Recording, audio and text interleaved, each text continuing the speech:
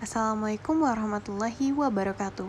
Hai, perkenalkan nama saya Rahmadia Samsaputri, NIM 24503. Video ini dibuat untuk memenuhi UAS Media Pembelajaran Geografi. Di video ini saya akan menjelaskan tentang negara berkembang dan negara maju. Emang ya kelakuan warga negara berflower ini? Teman-teman pasti sering banget nih dengar istilah dengan negara berflower. Istilah ini dipopulerkan oleh netizen di media sosial untuk menyebut Indonesia sebagai negara berkembang. Kira-kira kenapa ya Indonesia disebut dengan negara berkembang? Terus apa sih perbedaan antara negara maju dan negara berkembang? Penasaran kan? Yuk kita bahas. Pembagian antara negara maju dan negara berkembang berawal dari terbentuknya garis hayal yang dibuat oleh Kanselir Jerman Willy Brandt di tahun 1980.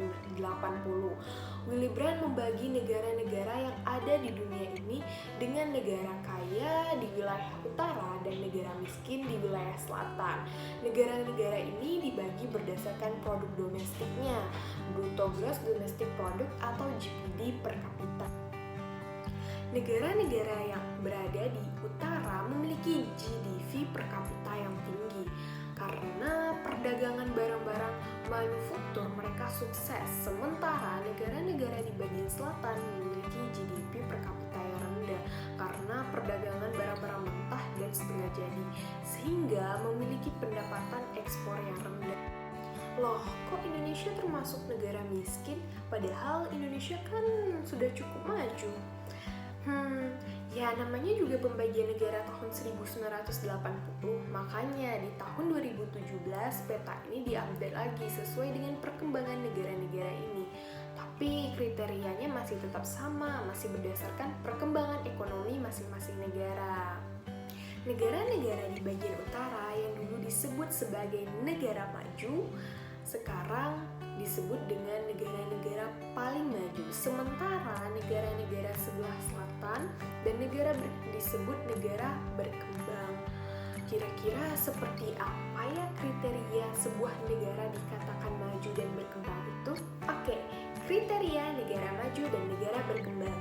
Untuk sebuah negara dikatakan negara maju atau negara berkembang, ada beberapa organisasi yang menentukan kriterianya. Ada kriteria dari IMF atau International Monetary Fund atau Dana Moneter Indonesia, ada World Bank atau Bank Dunia, ada kriteria dari UNDP atau United Nations Development Program atau Program Pembangunan Perserikatan Bangsa-Bangsa. Mari kita bahas satu persatu. Yang pertama ada IMF, International Monetary Fund atau Dana Moneter Indonesia, menentukan sebuah negara maju dan negara berkembang berdasarkan 3 kriteria. Yang pertama, pendapatan per kapita. Yang kedua, beragam jenis ekspor. Yang ketiga, tingkat partisipasi negara asing untuk berinvestasi. Kedua, World Bank. World Bank ini memiliki kriteria yaitu berdasarkan hasil per kapita yang dihasilkan oleh sebuah negara. Yang ketiga adalah menurut United Nations Development Program. Ada beberapa kriteria yaitu yang pertama, harapan hidup yang sehat. Yang kedua, harapan lama sekolah. Yang ketiga, rata-rata lama sekolah. Dan yang keempat adalah standar hidup layak sesuai GNI per kapita. Jadi dari beberapa kriteria organisasi tersebut, tentu kita sudah tahu nih membedakan yang mana negara maju dan yang mana negara berkembang. Ada beberapa ciri-ciri negara maju dan negara berkembang.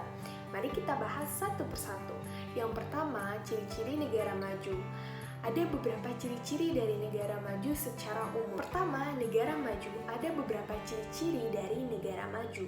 Yang pertama, tingkat kelahiran dan kematian yang stabil.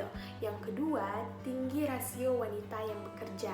Yang ketiga, menggunakan sumber daya dunia dalam jumlah yang tidak profesional.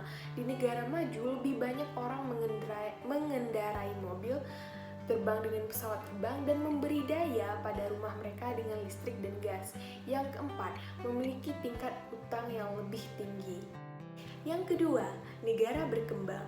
Suatu negara biasanya dianggap negara berkembang jika tidak memenuhi kriteria sosial ekonomi yang kita bahas sebelumnya.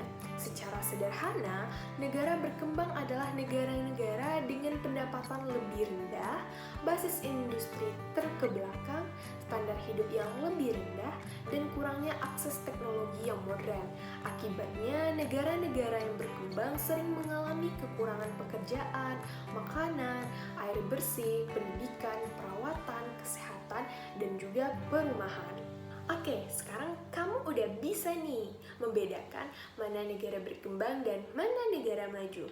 Jadi, Indonesia termasuk negara berkembang atau negara maju ya? Baiklah, terima kasih. Sampai jumpa di pertemuan selanjutnya. Assalamualaikum warahmatullahi wabarakatuh.